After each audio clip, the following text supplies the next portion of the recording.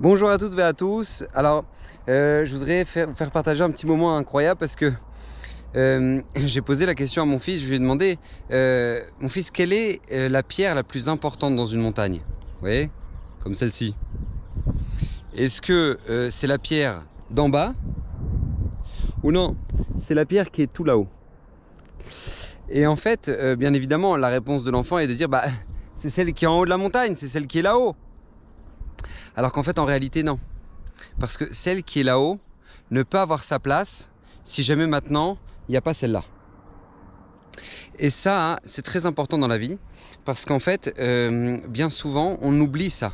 On aimerait arriver au summum de notre Shalom Bayit, la plénitude de notre Shalom Bayit. On aimerait avoir des enfants qui soient merveilleusement bien équilibrés. On aimerait finir le chasse, finir toute la Torah.